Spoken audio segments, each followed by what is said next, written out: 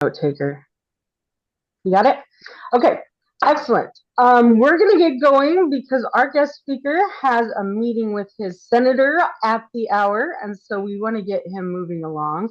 I would like to introduce Dr. Noa Lincoln, who is a Native Hawaiian with a background in ecological systems and soil science. Dr. Lincoln's work has focused on traditional agricultural development pathways and management strategies. He has supported and studied the preservation and revitalization of traditional crops and ways of growing food, and is deeply involved with improving agricultural practices for a healthier, more equitable, and more environmentally friendly food system. That is a really quick introduction. So, Noah, please, if you have anything to add, please do so. And thank you so much for taking the time with us today. Right, yeah. Aloha mai, nā hoa maka mai ka mokupuni nui o ke ave a hiki i hau ka helilani. Aloha kākou. Welcome, everyone. And yeah, thank you for the opportunity, Vicky and Gina, for connecting me in to come share a little bit today. Um, yeah, I just kind of got asked to share about some of the work we had been doing in Lahaina on the island of Maui. For those of you who don't know, in late 2023 or August 2023, the deadliest wildfire, I think, in US history hit the leeward side of Maui in the town of Lahaina, and over a 6 hour period, very rapidly annihilated the town. Over 100 people perished in the fires, and was a really severe disaster for us here in the islands. And so just gonna share some kind of context and then work that we've been doing there. Nope. Okay. So yeah, I often like to start with this olelo no he ali'i no ka aina he kaua vale ke kanaka. The land is chief, the people are merely servants. And depending on the talk, there's a lot of different ways that this olelo no this traditional saying, can be interpreted. But in the context of the background here, I'm actually using it in a really literal way in thinking about the way that the land shapes our activities as people, and most fundamentally in terms of agriculture. And so for those of you not familiar with Hawaii, we are a small archipelago in the middle of the Northern Pacific. Um, our ancestors came originally from Southeast Asia and kind of through near Oceania and Borneo through the Pacific and eventually up to our islands. And so for several millennia before they reached Hawaii, our ancestors inhabited much smaller and older islands in the Pacific. And so a landscape like this, broad, sweeping volcanic plains with these tremendous rainfall gradients, were really not common in their, recent ancestral memory. These were entirely new landscapes that our ancestors found when they reached Hawaii. And so they had to adapt their practices, particularly in terms of land management and agriculture, to environments they had never really seen before, at least not for several millennia in their history. And Hawaii is amazing in that we are one of the most ecologically diverse and dense locations on the planet. And that really comes from a matrix of two environmental gradients. So the first is our amazing age gradient. The islands stem from a stationary hotspot. The plate tectonics drift over this hotspot. And so our islands emerge sequentially. So in Hilo, where I live, I'm on a 500-year-old lava flow. I have the most active volcano in the world right up the street from us. We have active lava coming out right now. And so new land, like brand new rock being formed. And you can travel up the chain, up to Kauai, where you have 5.5 million-year-old soils that are developed and depleted. And our islands evolve along this age gradient. On top of that age gradient, you can overlay some of the most impressive rainfall gradients on the planet. And so Hawaii has areas that are classified basically as a true desert, about 200 millimeters of rain a year, up to some of the wettest locations on the planet at over 8 or 10,000 millimeters of rain a year. And on Kohala Mountain, the northern part of Hawaii Island that I'm on, you can walk from one of these deserts to one of these wettest spots in the world. And it's about a 4 hour hike, and you traverse almost the entire rainfall gradient of our planet in this highly condensed gradient. These fundamental factors of age and rainfall, they interact to form secondary environmental factors. So topography is really a function of how much rain has fallen on the landscape over time. And so, our younger and or drier landscapes have less topography, while our older and or wetter landscapes start to get carved out with deep river valleys, and that all affects the ecology of our islands. And then the age and the rainfall also interact to greatly drive soil typology and affect soil fertility and the productivity of our landscapes and whatnot. So all of this combines to, again, just make this tremendous diversity of ecological potential in the islands. And as our ancestors came to these islands, they had to adapt what they were doing uniquely to every place they went. Because in Hawaii, if you walk just a few miles up the road, you're in a totally different ecosystem and a totally different habitat, and how you were growing food in one area would not work in another area. And this is really celebrated in conservation biology in Hawaii. We talk all the time about how Hawaii is one of the most ecologically diverse places in the world. It resulted in all these, endemic species and speciation, and it like blows the Galapagos out of the water in terms of adaptive radiation. But we never extend that to the human element and to think about the cultural adaptive radiation that our ancestors had to engage in to utilize this landscape. And so just like Hawaii is one of the most, amazing places for conservation biology because of this ecological diversity, I argue Hawaii is probably one of the best places in the world to look at cultural adaptive radiation. And I do think arguably our ancestors had the most diverse suite of agroecological practices in the world. Not because Hawaiians were just amazing, unique people, but just because they had to adapt those practices to all the different ecologies of our land. So we've thought about that a lot, and this is just a really simple kind of conceptual diagram, thinking about different landscape parameters and how that resulted in a broad suite of different agricultural practices on the ground. So whether you're wet or you're dry or you're young or you're old or you're steep or you're shallow, those kind of fundamental environmental parameters influenced heavily the type of agriculture our ancestors practiced on the ground.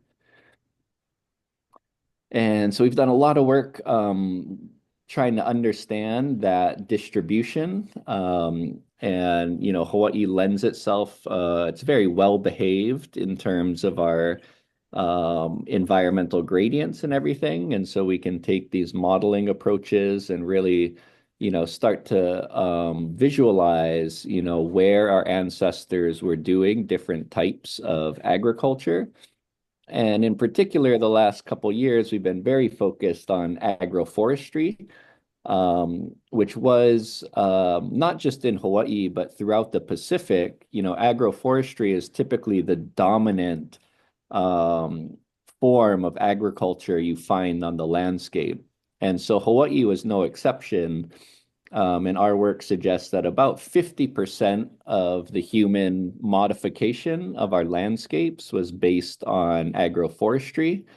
Um, and this is some work we did with one of my PhD students. All the orange stars are historical documentation of agroforestry, and then the greens are models. And so very widespread, widely distributed agroforestry. Um, but I point out that there are some areas where our model breaks down considerably, and we get a whole bunch of orange stars where our models are not capturing those areas. And one of those areas is Lahaina, on the east leeward side, sorry, the western leeward side of Pu'ueeke, known as the West Maui Mountains on the island of Maui. And the reason our model doesn't capture these areas, they're mostly coastal regions. And basically, the area of Lahaina, according to rainfall, is way too dry for agroforestry. It's one of those really dry leeward areas. But what happens in these older landscapes is our mountains act as these giant aquifers. They store hundreds of millions of gallons of water in these aquifers that then emerge in the lowlands as freshwater springs. And even before it emerges, as these freshwater water tables come close to the surface, trees, deep-rooted trees, can tap into those water lenses and support agroforestry. And so that's really what was largely happening in Lahaina. Is that you had yeah, these spring powered or water table powered agroforestry systems. Um, Agroforestry in the Pacific is based on a lot of crops, but one of the main ones is breadfruit, known as ulu in Hawaii.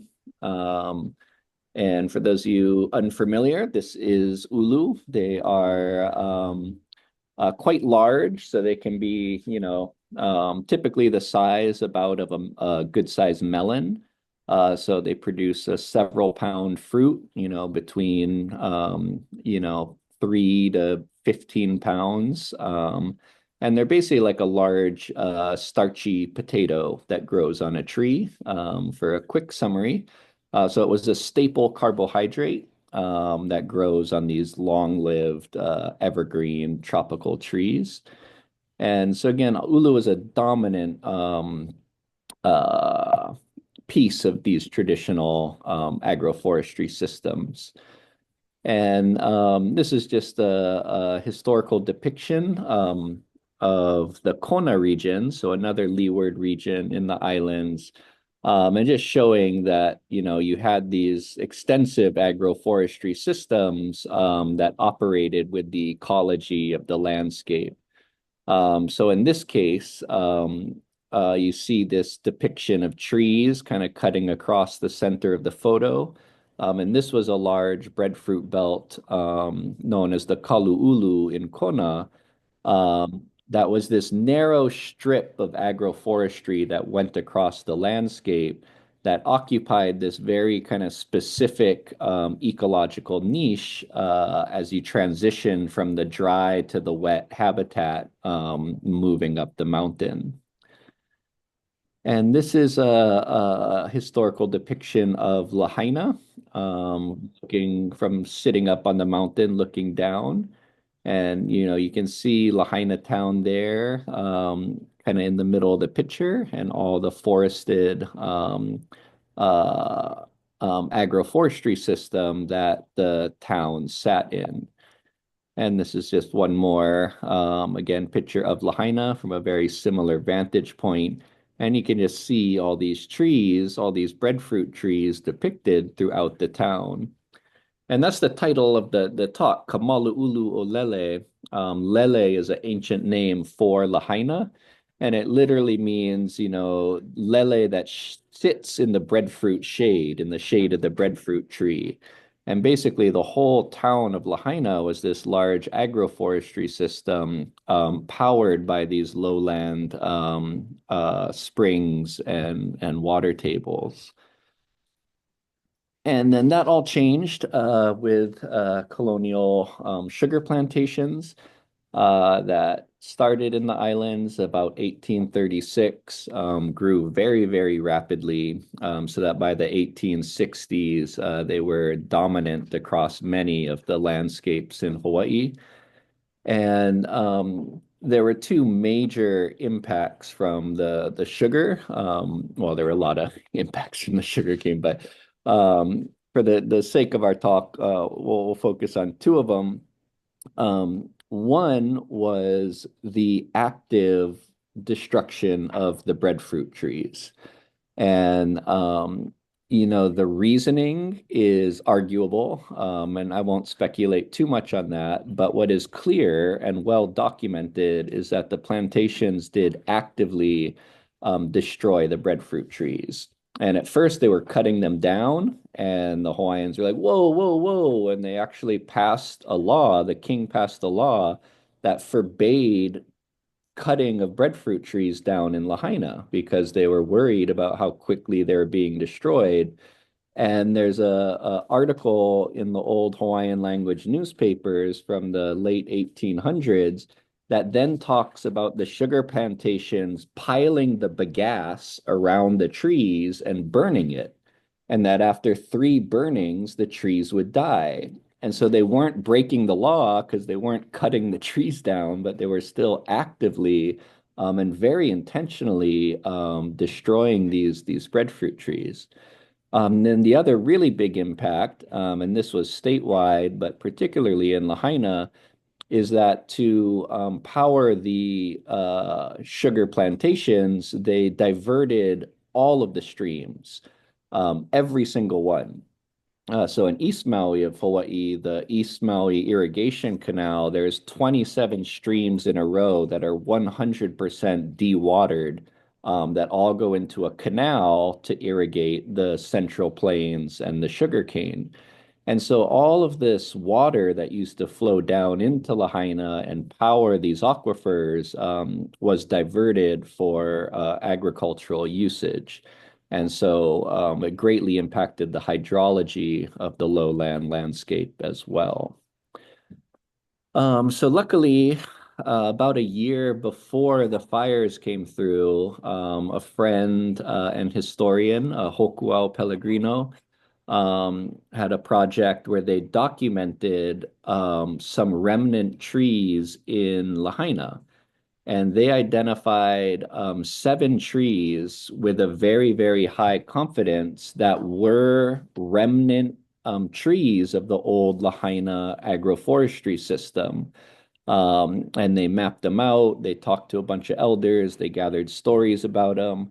And what I really love is that, these aren't just like, oh, that's a breadfruit tree. Yeah, that was an old breadfruit tree. Like these trees have actual names to them, and they have individual histories. They have, centuries of stories associated with like this tree was brought in by this chief and was, propagated and maintained for centuries by his family lineage. And so these really amazing stories that go with these trees that again have unique names, the Peloa tree, the Uluolele tree, the Kauhaena tree. And so, we were very, very fortunate that he did this work before the fire came through, because that gave us, the information we needed to try to save these. So then, yes, August 8th, 2023, that fire swept through Lahaina, absolutely annihilated the town again over a 6-hour period, fueled by very fierce winds, a very similar story to what just happened in Los Angeles.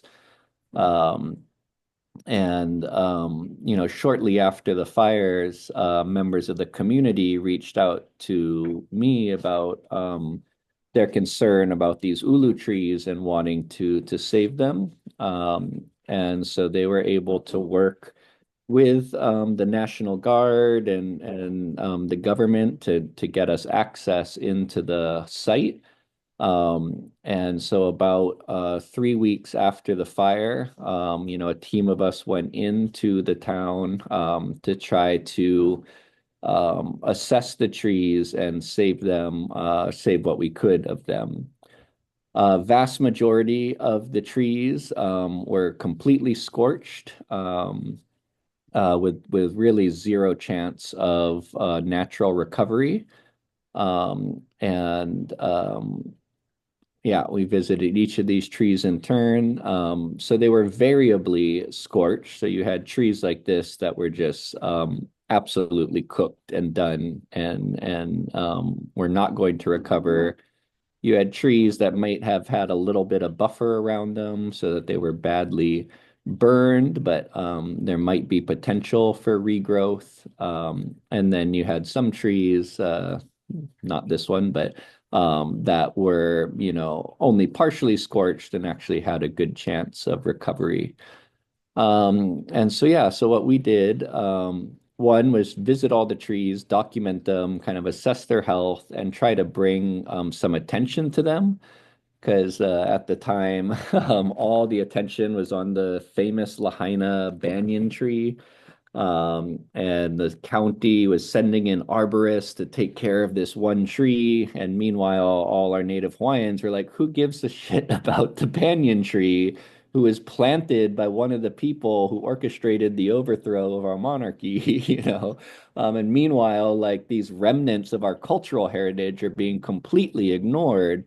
So we were able to contact the county arborist, talk to the county, made big signs like this, like water the ulu tree, take care of these trees too. And so, yeah, really tried to work to bring attention to this.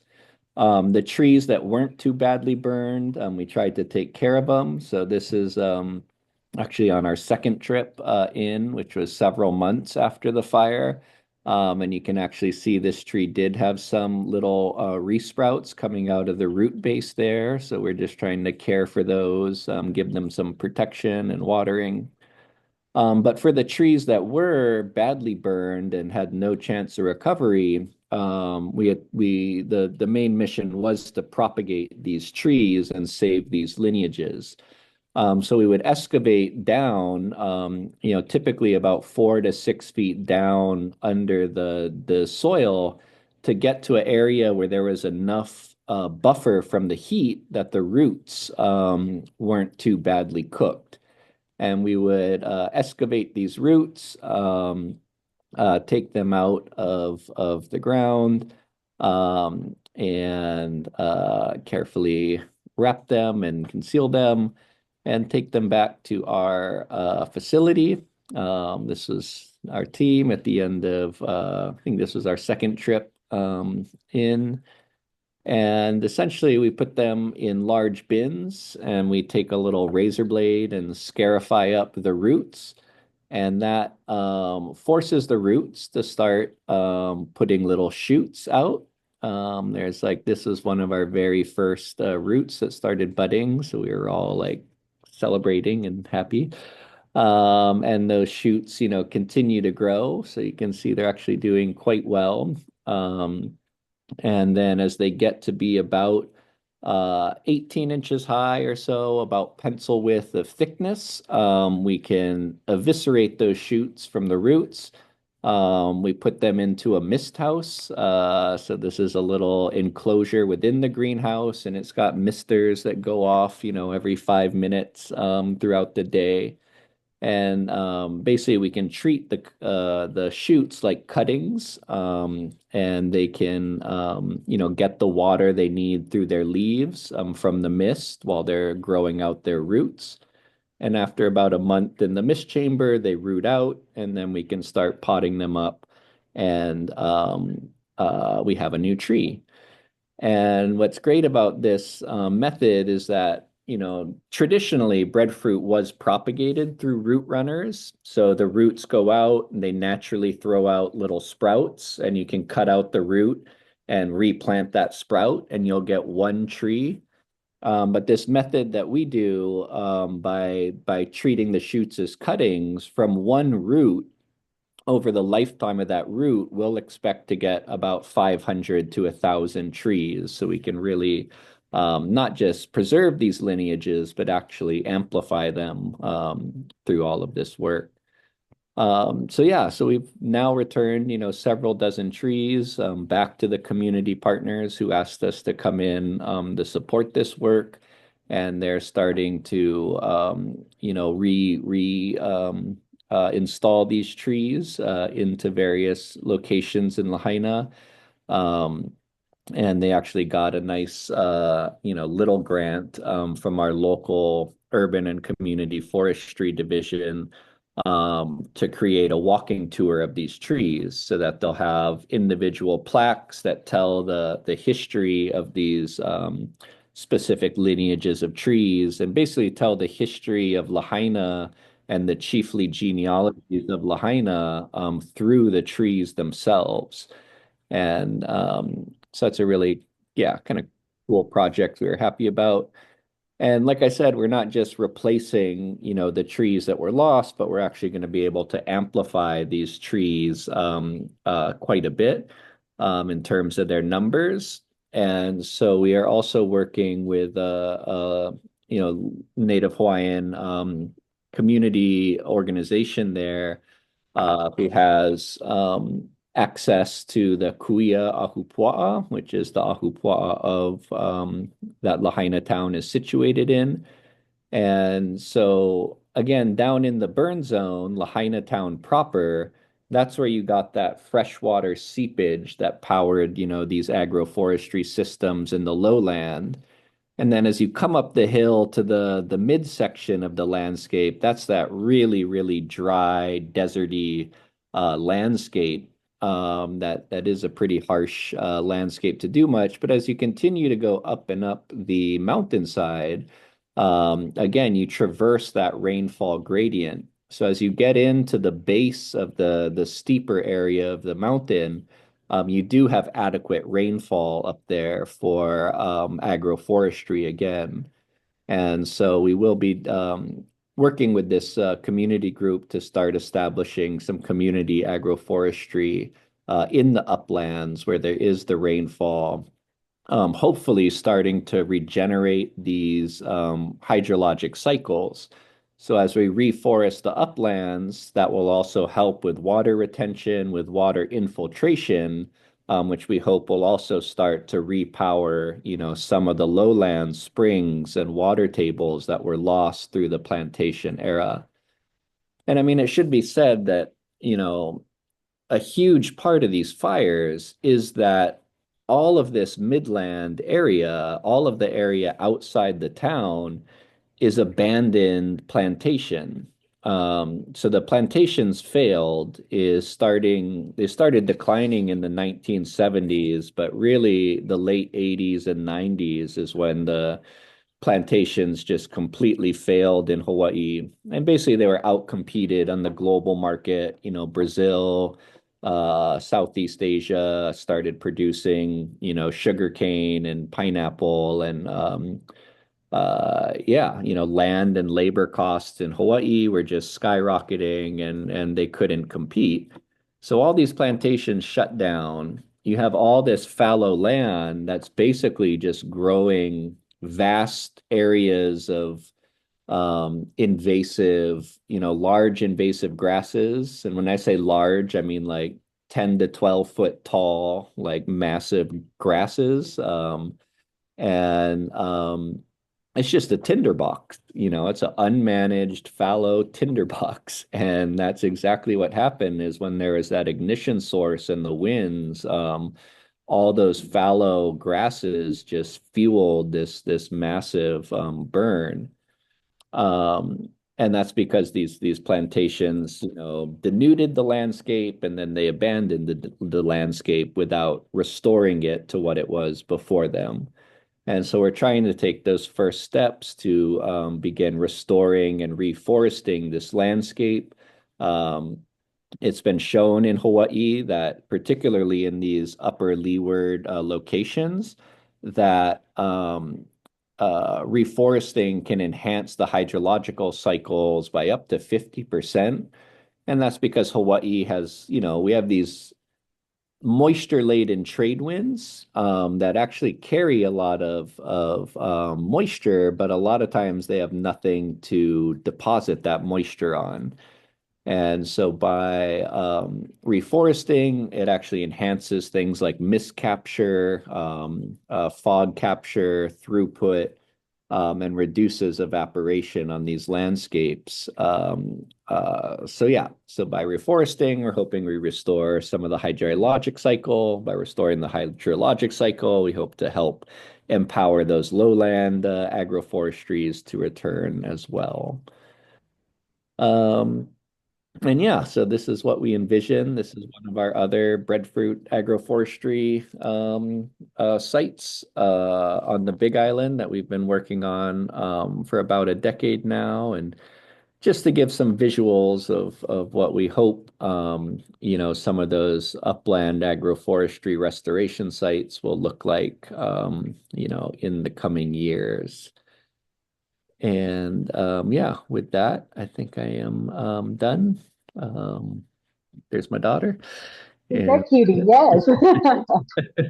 yeah, so thank you Well, for yeah, allowing. this is just a curious question. Will you go back to that map, Yeah, your last one? this one. Yes. What is the white? Is that a canal or what is that white? Yeah. Oh, that's a new road. Oh, Um, wow. yeah, Large. there was a period in Hawaii where cement became cheaper than asphalt. And so there's this weird, like, 4-year period in Hawaii where there's several roads built out of cement. Huh? And so that is one of those. Yeah. Okay. If you want to stop sharing, we'll go back to galleries so we can take questions. That was amazing. That was good for the soul today, as my supervisor said, our fearless leader. We all need a little goodness going on. Okay, Maureen, any questions from you? Yeah, can you tell us a little bit more about the how long it takes to grow the trees, and then how long does it take for them to produce fruit? How long do they, nor the life cycle of the breadfruit?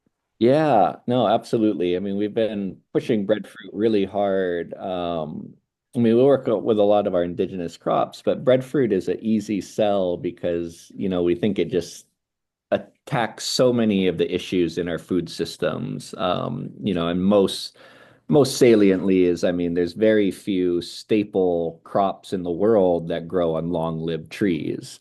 When you think about all our staples, rice, wheat, corn, Hmm. potatoes, cassava, pumpkins, like they're all these annual crops. And so, the ability to provide staple carbohydrates with a long-lived tree is a real game changer. And so yeah, so breadfruit, we've been doing a lot of work on it. We have a lot of trial sites across the state. We work with a huge network of growers and farmers. Um, and again, because Hawaii has this amazing ecological diversity, it allows us to look at how the tree behaves in different environments and things like that. All that is to preface to say there's some variability. So Of course. at our very best site, we got our first fruits in 18 months. And at Oh that wow. point, the trees were already, Oh pushing wow. 20 feet tall. Oh, wow. Um, Oh uh, wow. yeah. Yeah. And our slowest site, it was closer to 8 years. So pretty typical is like a 4 to 5 year period to get your Hmm. first fruits. In Hawaii, the trees are really affected by temperature. They are a truly tropical tree. They come out of the Borneo region. Um, and Hawaii, is already kind of subtropics. I'm wearing my warm jacket because it was like, It was like 50s this morning, high 50s, where we live. And so yeah, so they definitely do a lot better down at the coast, the warmer you are. And as you move up the mountain, they do kind of decline a little bit. They grow slower, they produce less. Um, yeah, but they're an amazing tree. There are Goodness. yields of up to 2,000 pounds per tree annually that have been reported. More typically, like, our typical farmer, might produce like between 200 and 400 pounds per tree per year, which is still quite good. And yeah, and it's an amazingly versatile crop, which is what we love about it. So, I described it as a potato on a tree, but that's at peak maturity, where so it's gets really high starch, really, pretty staple-like. But you can also eat it as a baby. Um, and then it's a little bit more of a vegetable. So you can pickle them and they kind of taste like artichoke hearts. People use them in salads and things like that. And then also, if you let it ripen, if you let it go past maturity and actually ripen, it becomes softer and sweeter. So it can be used in desserts and baking and things like that. So it has this really wonderful culinary diversity as well. Um, but yeah, Goodness. we love breadfruit. And how long do the trees typically live? Well, depends how you define it. Because again, they do self-clone through the roots. Ah, So, right, of course. yeah, Mm. so technically it's the same tree, even hundreds of years onward. But if we talk about a single trunk of the tree, um, I mean, I think 80 to 100 year lifespan is probably a good estimate. Yeah. And do they have one growing cycle or two, or how often do they bear fruit or Yeah, so bear? that again is Oh, a little weather dependent. Um, in most places in Hawaii, like there's certainly two big seasons. So there's a main season like in the fall. So like you'll start getting fruits at like July, and peak season will be like October-ish, and then they'll be done by December. And then you'll get a second smaller season kind of February, March time. But there are some areas of the island where you'll find fruits on the tree all year round. And then like a lot of crops, there's tremendous variety differences. And breadfruit across the Pacific, the ethnobotanist Diane Ragoni, who founded the Breadfruit Institute, she's documented like 800 names for breadfruit that probably correspond to about 400 individual varieties.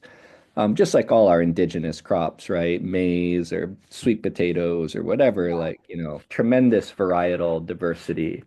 So those different varieties have different fruiting patterns as well. So you can spread out the seasonality with different varieties. so would this be considered a value added product in Hawaii? Like how much does one cost at a farmer's market or grocery store? hmm Yeah. So the one down, well, the biggest hurdle I would say for breadfruit is that it does have a very short shelf life. And so, my wife and I founded the Hawaii Ulu Producers Cooperative that then my wife has managed and really, taken it to pretty big impact. So they're really focused on the value added processing. And because of that short shelf life, I mean, actually don't know how much it would cost at a farmer's market, because we're always inundated with a lot of breadfruit. Like Hawaii does still have, in a lot of communities, a pretty strong, you know, trade network or sharing network, I would say. And, if you have a breadfruit tree in your backyard, like there's no way you can eat all the fruit. And so there is like, if you want breadfruit, usually it's pretty easy to like find someone to go ask, hey, can I have some breadfruit? Uh, and then, yeah, as they get, as you go into urban areas, or the restaurants or whatnot, I think that's where, yeah, there's the price tag, on that. Yeah, Gina says they're a bit pricey if you buy at the store there. Yeah, Yeah. and then I missed Amy. She had her hand up and she had to go, but she said, everyone go check out her favorite podcast to hear an interview with Noah. And she put a link in there for alieward.com, and it's on breadfruit. So, Noah, I'm going to get you going. You got about four Oh yeah. minutes Oh, thank until you. your senator Yeah. meeting. And I know that's super important right now with everything going on. But I wanted to thank you. And Gina, thank you for connecting us with Dr. Lincoln. This has just been an absolute pleasure. And Noah, we would love to have you join us anytime that you are available. We do this every third Tuesday of every month. And you are more than welcome to join us monthly. And again, thank you so much for your time today and the great presentation. Absolutely. Yeah, Enjoy. uh, Vicky, there's a comment from Clarence in the Yes, um, so he did chat. really quick. He just heard that oh, he has two. The first one was about you guys using plastics to do a flexible asphalt for your roads with the DOT. And then the second, he said, I visited the caverns on the southwest corner of Hawaii. We saw the banyan tree roots deep under the lava rocks and how they form vines and limbs. How fast did or would the banyan trees revive after the devastating fires? Did I lose him? I think we Okay. Noah, but yeah, Gina, do you know? I don't. I'm not a banyan Okay. tree person. Okay. I can try and find out for you, Clarence, and get back to you, but I know that Noah had to get going and get on that next call. So I know everyone's super busy. So thank you all for your time. Next month, we will be doing our seasonal drought outlook with Kyle, and then we will be working on our next topics here in the next hour. Reminder to everyone for Native Resilience, we have a team meeting next right after this. And to everyone that joined us today, thank you so much. And as always, if you have any concerns or anything we can help you with, please reach out via email to anyone on the team. And we will do whatever we can, just like we did in COVID, to connect you and get some information. So thank you so much. We'll see you guys next month.